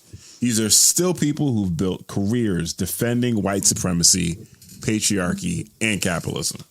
They are not honest actors. But they don't have to be honest to be effective, do they? Because listen to what they're actually saying right now. Tucker Carlson, talking about U.S. support for Israel, said, oh, so now we're concerned about unnecessary war? And then Candace Owens says, ma'am, since when do you care about genocide? Like, She, I think, said that to Marge. Marge Taylor, Yeah. MTG. Yeah. She also criticized U.S. funding, saying Americans shouldn't be paying for other countries' wars. And here's the thing. Those statements, out of context, they sound reasonable. And that's the problem, because when Democrats refuse to speak plainly, when they hedge, deflect, and play it safe, they create a vacuum. And people like Tucker Carlson and Candace Owens step in, sounding like, hey, we're the reasonable ones. Fuck. We've seen this before. In 2016, people felt ignored, so they drifted. Some stayed home, some went left, some went all the way to Donald Trump. Not because it made sense, but because nobody was speaking to them. And when you add confusion, like what we saw around Joe Biden stepping aside and Kamala Harris stepping in, that instability creates openings. And right now, they're walking right through that opening. So let's ground ourselves.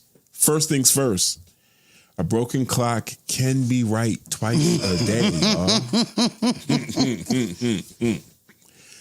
But you don't give it power, because their goal isn't justice, it's recruitment. Yeah. Call back to quotes. That anti-war stance, that genocide is wrong statement. It's not a belief. It's a new strategy. And this is how dangerous ideologies rebrand themselves, not loudly, but reasonably. So fiance, stay engaged, stay sharp, and don't let frustration push you into the arms of the people who have already shown you exactly who they are. I have seen black folk of color on the threads sharing Tucker Carlson quotes. And I'm like, do y'all know who this is? Do y'all know? Yo, I remember before Candace was a really known name, I was doing my best to sound the horn about her, because I could see that she was appealing to a lot of folks. And I can't remember who it was, but somebody that I know in real life, but don't see anymore or whatever. And they on Facebook had like posted her book, was like, this is a good read. And I was like, ayo, she's anti-black. I don't know. I'm not going to read that book. I'm guessing there's a lot of bootstrap, a lot of talk about, not blaming anybody else for shortcomings. Oh, you blacks, just get it together. Just, pull your pants up and also your bootstraps. Get to work. Don't be lazy. No one wants to work anymore these days, but, get to it. Anyway, I was like, she's literally just doing anti-black rhetoric all the time. And so I'm good. Please be mindful. Yeah. No, because I'm looking at it like, I think that when especially when people are coming from an angle, and I've said this a lot just about the like wellness pipeline to white supremacy. Yeah. Wellness to white supremacy pipeline. Yeah. The same thing happens with any of the self-help. Like, and so this is a black woman who's telling you to be a boss babe. You know, like just get out there and girl boss your way through it all because you're smart and you're capable. Don't let any of these oppressors get in your way. Yeah. You know, like you're not a victim. You're not a victim. Yeah. Maybe something has happened in your life, but you're not a victim. You know, like you're a survivor and you get out there and you get back on that horse. The American dream is yours too. Yeah, go get it. That's dangerous because I know what's coming next. I know that if you are doing any of that at where Klandace's big age was at the time she came out doing that, it's like there is no excuse. You absolutely do know, and you absolutely are grifting. You are lying to everyone so that you can make money, and you feel fine about that, I guess. But I know that the anti-blackness it's baked in. And if you are coming into the right-wing space, you cannot come in any sort of way without it. You have to have that bag of anti-blackness. Yeah. And you got to be able to do it. You got to be able to be the one that gets joked on as the only black one here, or the you're not the same as them or whatever, and you yuck it up and you love it. Like you have to be that person to even start thinking you'll do the rest of it. And the compromises for your hair, it's just an extra thing. It's a level above. For the men, it's the hairline. For the women, it's the wigs. It's just why is that a demand? Why is that a requirement of going right? Or it's you go the Klandace route and you don't have a wig and you have continued to relax your hair so you don't have hardly any, and then you wear that. Man. A lot of headbands. Edges. I mean, and to be clear, I am consistently not doing my hair right now and have a hat on. Saying she could do that too. Yeah. You know? I don't need to see your broken edges to know how bad they are, or your split ends. She could just get I know what that perm's doing to you. Get her America Badu on. She could do anything but what she's doing. Yeah. But to your point, there's either a bad relaxer or a hard wig, and you know, hard wigs, soft life black women are. Yeah. That's the earmark of the bullshit right there. Oh, you about to say something? I see you horrible. Coming. Yeah, I see you coming. Yeah, you it's and the pike. Yeah, and the only date white woman hairline. Yeah, them Negroes, bro. See it coming. I want no parts. I don't want people to get. I mean, Klandace is no longer reasonable by any stretch. But if you don't know who she is or know what she does or what any of the things that she's been doing, that, you know, she worked for the Daily Wire for hella long. If you don't know any of that and you are introduced to her saying the government is not being honest, this is a genocide, they should not be spending our money this way. Yeah. Know that, like, she don't be saying shit about humanitarian things. It's very but the women and babies. And like, I'm going to tell you this about that. If that's the only thing anybody ever says about destruction, decimation, but the babies, but the women, you're fucking lying. Right. What up, Aaron? You're fucking lying. What up, Aaron? But not America Badu. That was one of the best Jack Harlow Johns. That was crazy. But all that being said, to the point. Yeah, they're still saying more than Democratic leaders, which is wild, mind blowing, absolutely fucking wild. Big difference of where you get your money, I guess.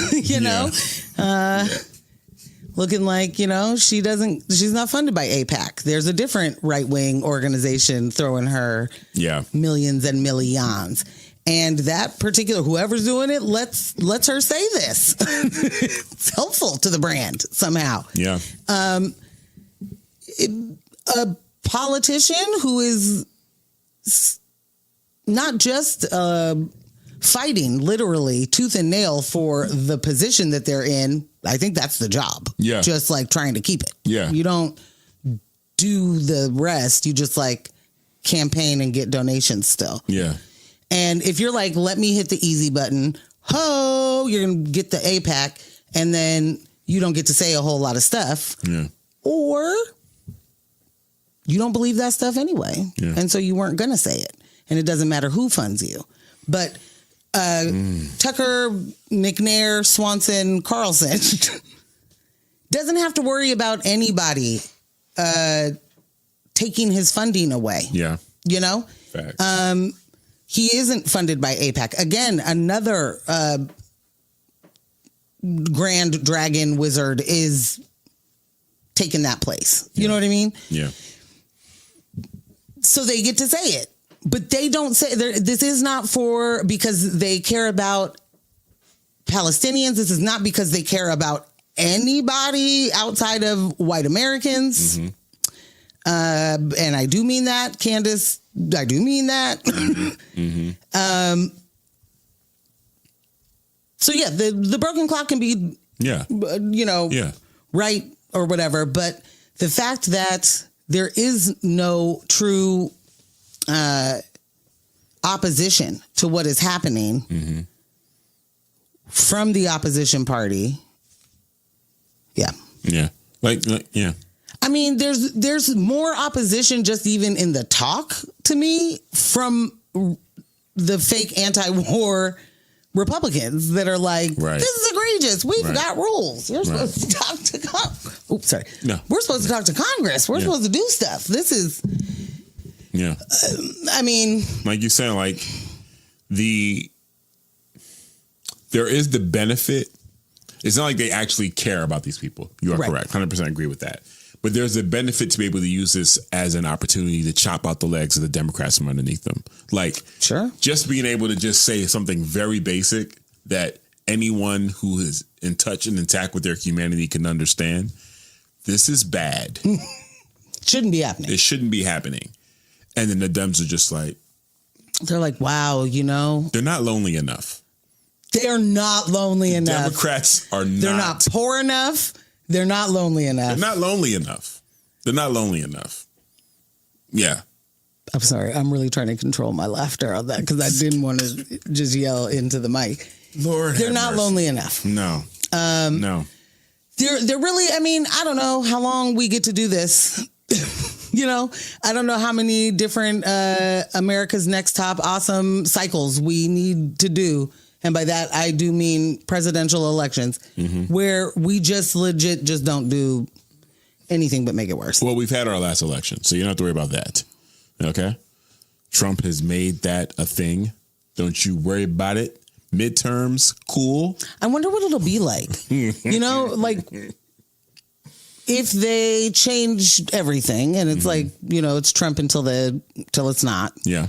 I wonder what the succession would be, because I don't think that Donald Trump would just hand it to JD Vance. No, I don't think, if given the opportunity to change it. No, I don't even think they would want JD Vance to follow Trump. You know what I'm saying? Like, Vance is there in case Trump has some medical issue and they don't have the clones up soon enough to be able to just swap out another Trump. So that's why, he's the fail-safe. He's the net. If they, in the interest of putting someone up to follow Trump, I do not believe JD Vance is on that list at all. Yeah, so I wonder who it is. Yeah. Gavin Newsom. For the Republican Party. For the Republican Party. Gavin Newsom. I mean, yeah. That's where we found ourselves. When policies collide. Or align. That's what I mean.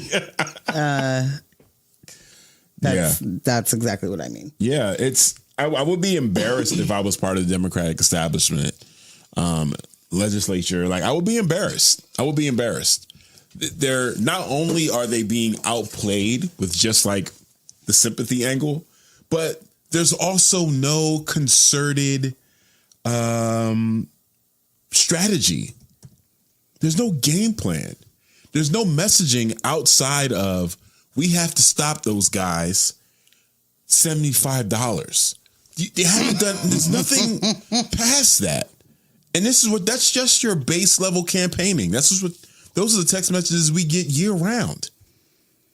I feel like we need to get in real quick. Aaron said, BB dead, y'all. Have you? Yo, JC's crazy. Democrats are the Republicans of the Democrats. Yes. Exactly that. Democrats are the Republicans of the Democrats. Something happened.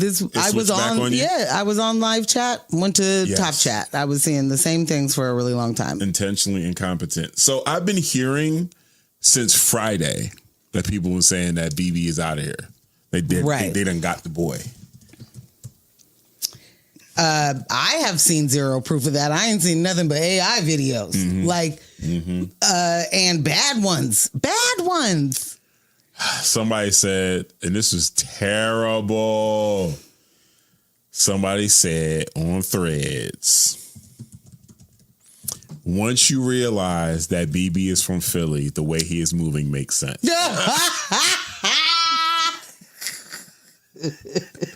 Hey, you know what? That's wild. Hey, you know what? As I'm entering into the third episode of Dope Thief,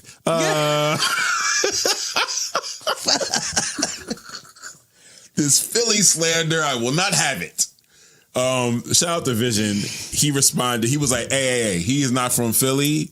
He is from a suburb. He is Philly adjacent. He is not, but point still stands. Point still stands. So what I need, help with is why is this a rumor? Why is this a thing? Why are we doing he's dead? Because the Iranians are good at what they do. So the possibility of him actually being dead is possible. And this is the first time it's actually possible. Like, they're not playing. They've been waiting for this shit. Oh, okay. So help me out, because I spend all of my time at my parents' house. Understood. I don't really know this story other than they're saying it's been saying, like for however a week or whatever, that Netanyahu was dead, and no proof of that. So you're saying that Iran is taking credit for killing him? Okay. Iran isn't taking credit.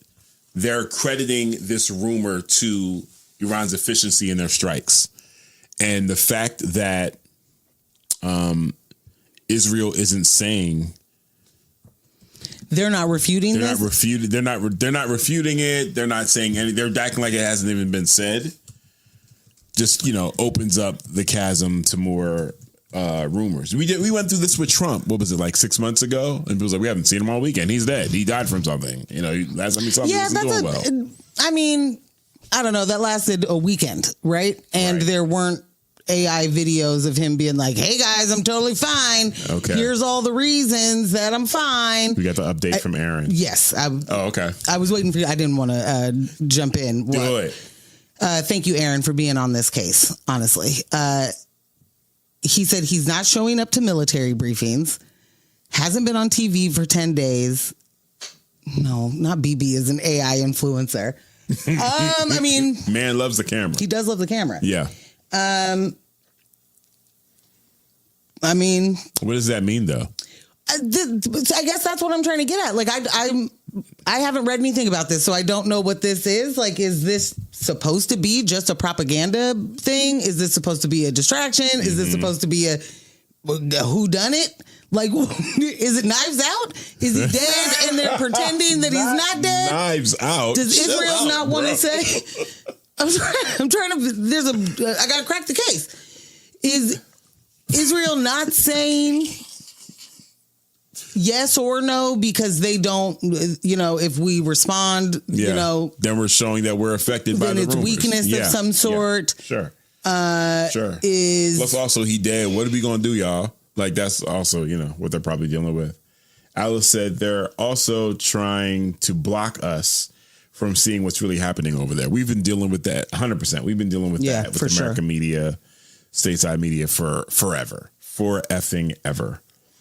But yeah, I was saying like, what does this mean in the way that if he actually is no longer alive, it's not going to change the U.S. aggression in that region.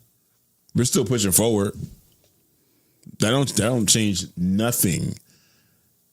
You think Lindsay went ahead and printed them, make Iran great again? Great again hats. Listen, he means it, okay? I mean, you mean it until you don't. That is the strategy kind of always. So I think that he's probably abandoned a lot of foreign ships, foreign, hey, we should go do this thing. Oh, maybe I'm not going to do it anymore. And see his other hat said Free Cuba. Bitch, what? So much is like right in his chin. Right in his chin. I like what you did earlier. You moved it like a gun. Right in his chin. Square in Lindsey Graham's chin. Bow. In what the fuck regard do you mean he has a hat that says Free Cuba? Who's holding them hostage? Or like the youth say, bink, bink. Give him a couple binks. Mink, mink, minks. That's what he did. No, but explain. What did he say to that? Somebody had to say to him, what do you mean you have a Free Cuba hat? Elias. Somebody said that. What up, Elias? What's good, sir? The fuck do you mean? Yeah, no, that shit's wild. That shit is absolutely wild. Who's the perpetrator? What does he be? Where are the hats made?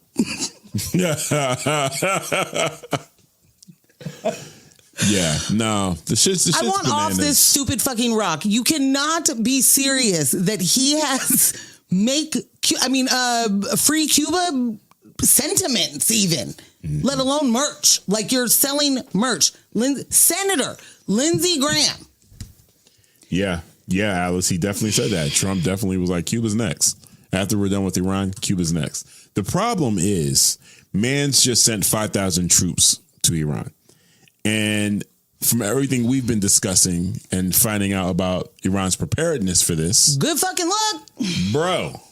Get those yellow ribbons ready. Bro. No disrespect. None, of course. But you have a lot of support the troops. You need to focus. Activities to do after this. Yeah, don't worry about Cuba. Don't worry about Greenland. Don't worry about Canada. You need to stay focused. Venezuela. Don't worry about none of that, broski. You need to stay focused. What you need to do is abandon, because this is unwinnable. Yeah. Instead, we're going to get the ramp up. By all accounts. I mean, this isn't like Steve Kornacki trying to predict who's won the election. This is shout out to Steve. Love Steve. Big time. Yeah. This is literally unwinnable. The terrain. It is. You have to be dropped in. It's all mountains. It's a full mountainous region where they need to do any sort of ground invasion. In order to do that, they have to get dropped in. And all of their which intel. Is no cover. They know their mountains. And their intel's dated. That's what happened with the school. That's what happened with the school. This is what happens when you abandon the place and then you're like, we'll get to it when we get to it, I guess. They bombed that all-girls school for what it used to be 10 years ago. 5-10 years ago. They bombed it for what it used to be. Like, the level of incompetence here in our Department of War is top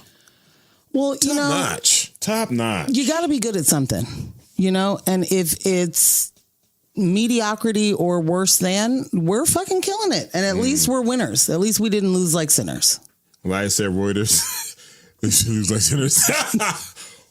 Reuters just reported that the coffee shop video of him alive is legit. What the fuck do you mean? Wait, coffee shop video? That's not what I saw. What you saw? What did you say? He was at a podium. Oh. I didn't mean to scream. That's like the... Sorry. I apologize to y'all. Kyle, I apologize to you for the post. Catch it in the edit. There is something I want to make sure we cover in the Thursday morning show. I don't know if you, because you have been at your parents 24/7, you were literally holding it down. You may have missed this. That AI generated influencer Jessica, I can't remember her last name. Rabbit? No. But she's supposed to be a military service person. She's been showing up in all these photos with Trump. Yeah. The blonde lady? Completely fake. 1-point-something million followers. Oh, wait, not a real person. Not at all. 1-point-something million followers. No, you are thinking you've seen the image. She's not real is what I'm saying. No, but I don't understand what you mean. I think... She has an OnlyFans and has been racking up off of MAGA. To do what? What do you mean she... Like feet pics and stuff, I don't know. Whatever she's selling on her OnlyFans, she's doing it. She's making good money. She's probably selling patriotism, you know? With your feet. No. Maybe she's like painting she's like in American racial flags. chat showing feet? What up, Doja Cat? I mean, what else is there to do in racial chats, B? Like, show them feet. But okay. Yeah, there's images of her with Trump in the White House. There's her at this podium.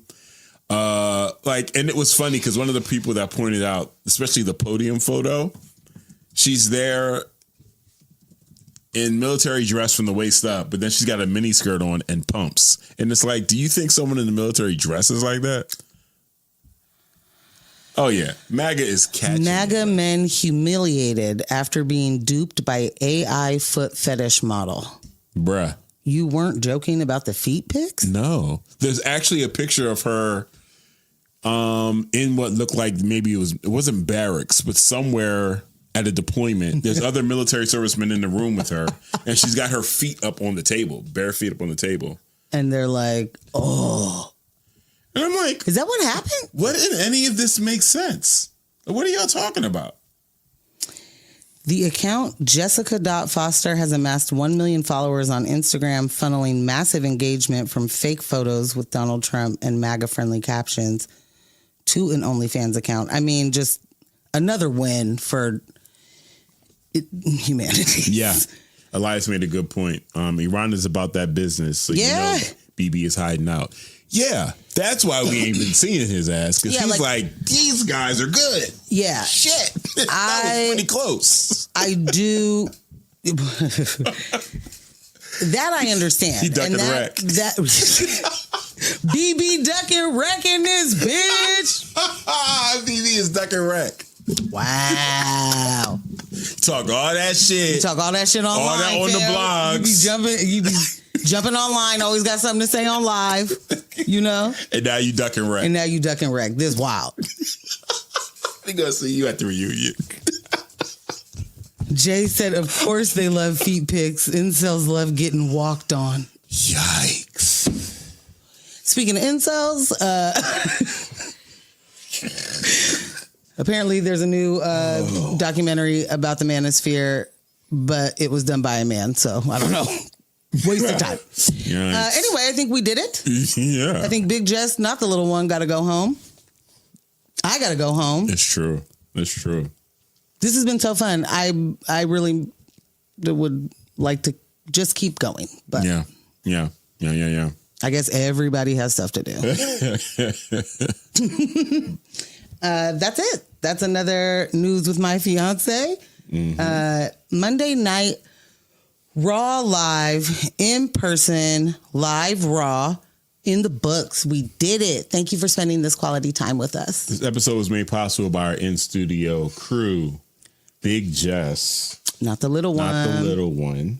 Holding it down. Our remote crew, Kyle J. Residual Audio, and Michelle and Ross on the quality controlling. Shout out to our studio sponsors, L&J Industries, for providing us with this amazing space each and every week. And of course, huge thanks to y'all for watching, listening, staying engaged, updating us in the chat. Yes, thank you. You know what I'm saying? Y'all co-producing these episodes. Thank Correspondence, if you will. Absolutely. Thank you. Hit that like button on your way out. Share it with a friend. All those things. Stay engaged with us all week. Follow us on Instagram at News with My Fiance. You can follow Ambush at ScamBeezy. You can follow me at Portland Morgan. Become a member. Sock it to our pockets if you want to support some independent media. Yeah. At patreon.com/News with My Fiance. And check out the merch over at newswithmyfiance.com/merch. More designs are constantly updating, coming to the site. So definitely, grab yourself a little something. It'd be cool to see y'all on some merch out in them streets. Would love it. Yeah. And definitely shout out to Patreon, our patrons, free and paid. We love y'all equally. Love y'all. 2 pieces. Constantly putting new stuff up there each week now. I'm getting a little bit better at that. And I'm very happy about to be able to just schedule some content. So good. Yes. But you know the deal.